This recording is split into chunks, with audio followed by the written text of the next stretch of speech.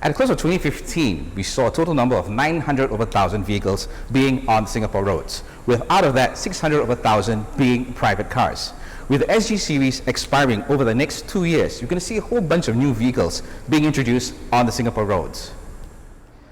We've been receiving a lot of emails from people asking us about the subject, leasing versus buying. And one such viewer, Lee Hui from Bukit Batok, had this very interesting question for us. His COE is going to expire really soon, and he's been having trouble finding information about the subject. Well, Lee Hui, not to worry, we here at Revv are going to help you out. And to help you fill in all those queries of yours on leasing versus buying, we've come all the way here to Alfa Romeo Singapore to speak to the General Manager of Alfa Romeo himself, Mr. David Tay, who's the General Manager, who's going to help us shed some light on this subject. And joining us here on our leasing versus buying discussion, we have the General Manager of Euro Automobile, Mr. David Tay, joining us here on Revv Motoring. Good morning. David, thank you so much for joining us here on Revv.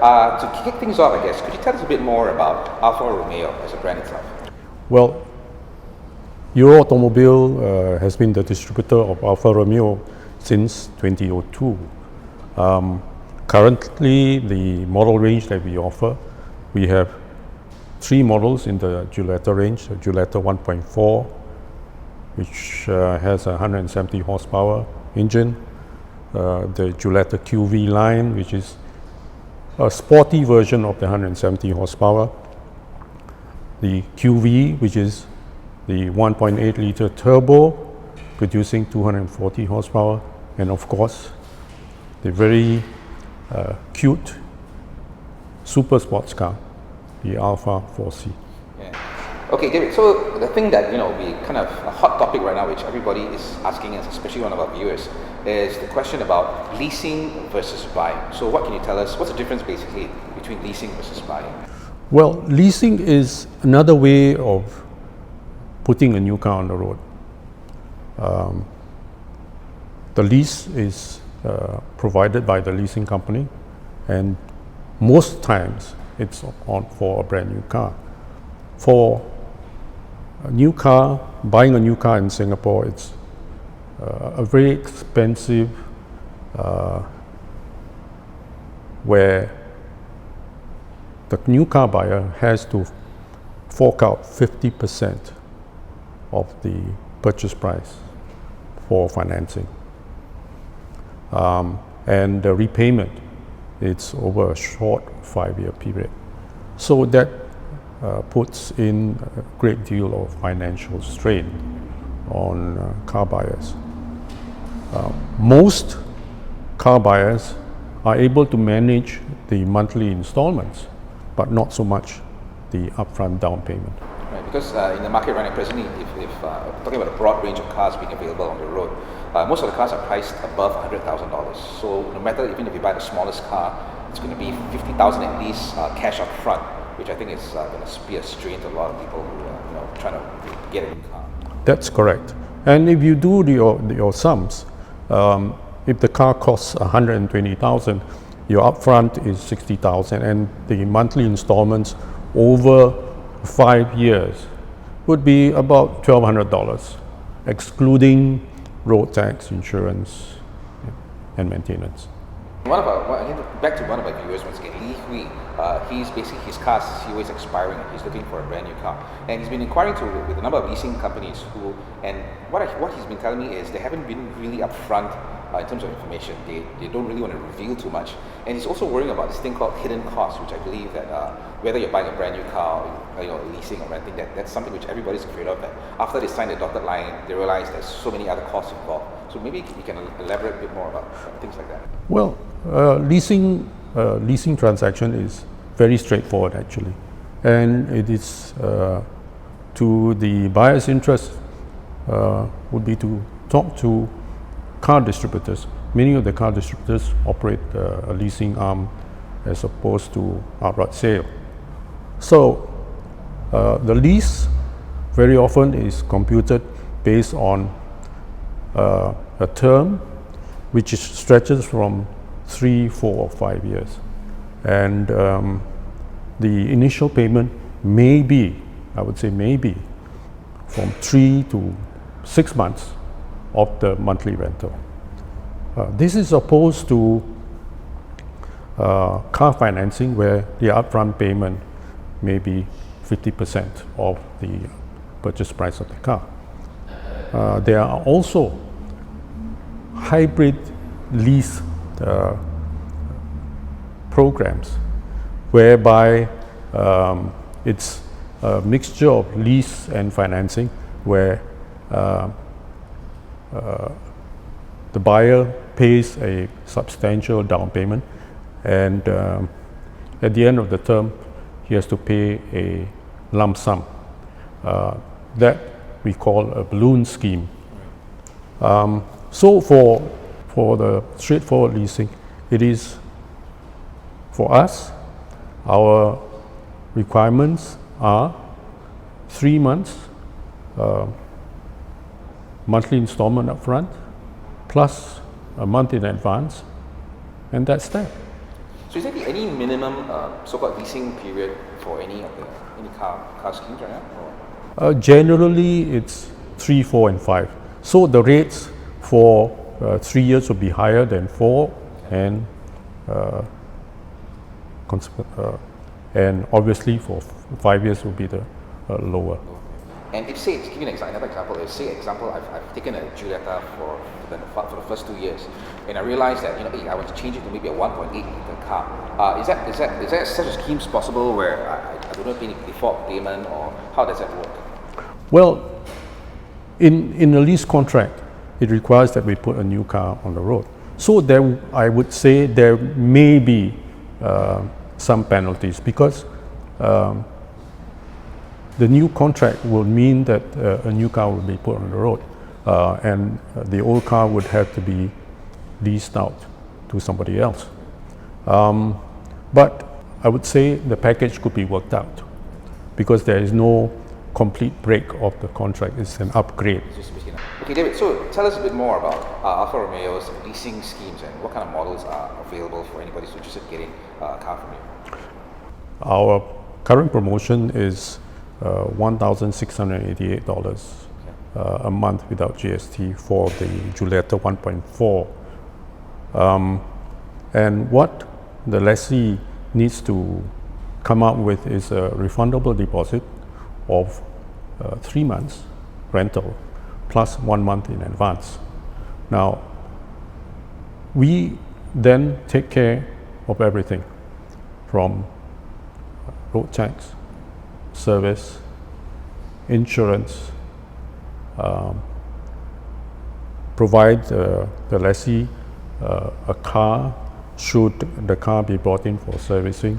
In the event of an accident, replacement car will be provided until the car is repaired. Essentially, what we want to give the lessee is the experience of using a brand new car, and that experience does not differ from people who buy and lease. They are regarded as our customers, whether they buy a car or lease a car. Because I think one of the biggest financial burdens on any car buyer or driver right now is all the maintenance costs, which I think is sometimes can balloon up to a couple of $1,000s, which is, it kind of breaks your whole monetary payments every month. So that I think is really something which leasing a car, that's one of the biggest benefits of leasing a car over buying, I guess. Sure. With anybody. Sure. But one has also got to consider that when you lease a car, your obligations end at the end of the lease. When you buy a car, your obligations do not end. You discover that at the end of your term loan, the car is depreciated. So the end result is you come out a lot more money up front, and after 5 years, that investment in the car would have depreciated some maybe 40-50% of your purchase price. So leasing is an attractive way to get your hands on a new car. So will the lessee at the end of his contract, or his or her contract, have the option to buy the car at, say, a special price, say if we wanted to buy a car? Yes, that can be worked out. Wow, okay. Or the lessee can also seek to extend the lease based on a new contract, based on a lower residual of the car. Okay, David, I think one very important question which everybody will definitely want to know about is will they be liable for damages, say scratches, or say I park the car in a car park and somebody hits me? What's going to happen in that scenario? Very often we consider that part and parcel of accident insurance. Right. There is an excess, whether you own or lease a car, and this excess is being applied by the insurance company. Right. I think what you're referring to at the end of the lease, will the lessee be responsible for the general well-being of the car? Right. Yes, we hope that the lessee would treat the car as if it's his, Yeah. and manage and drive the car in the best possible way. Any dents, we're talking about external damage. Yep. If there are none, there is no additional cost. Okay. If there are some dents or nicks, we will seek to repair it, and of course at the most cost-effective way. Right. I think most people realize it's as if you are returning a car in the best possible condition. Wear and tear items is all covered under the leasing contract. Because as you know, in driving in Singapore, especially with the limited space of car parks that we have, you get things like people just opening the doors and hitting your car. So I mean, that's one of the concerns which I think everybody always want to mind. Oh, do I have to pay for it, or do I have to pay for damage and stuff Well, like that? within reason, if there's an accident, Right. then we make an insurance claim. Right, okay. With nicks and dents, well, I would say it's part and parcel For owning a car. of operating a car. Right. Okay. One more question. Another last one. Okay. Okay, David. And our final question for everybody out there. What's your advice for potential buyers of maybe a new car, or even somebody who plans to lease a car? What's your whole giveaway? What's your advice to all these people out there? Well, I would suggest that you do your research. Go online to check about the brand, come and test drive, and do your sums. And I think it is important that whether it's buying the car up front and financing it or leasing it, you have to be prudent as to whether you can afford. Leasing has its advantages, that you do not need to fork out a very hefty down payment. More often than not, the ownership cycle of car buyers is usually 5 to 6 years. So a leasing program versus a hire purchase to acquire a new car is about the same. And what is advantageous in the lease is you do not have to put the very substantial upfront payment. Right. Well, David, we want to thank you so much Thank you. for giving us your valuable time right here on Revv Motoring to give everybody out there a more clearer picture on leasing versus buying. Well, ladies and gentlemen, I certainly hope you found this episode very informative. If you have more questions for us regarding leasing versus buying, especially with Alfa Romeo, please do drop us an email and we'll get David to kind of respond and give you more information on that subject.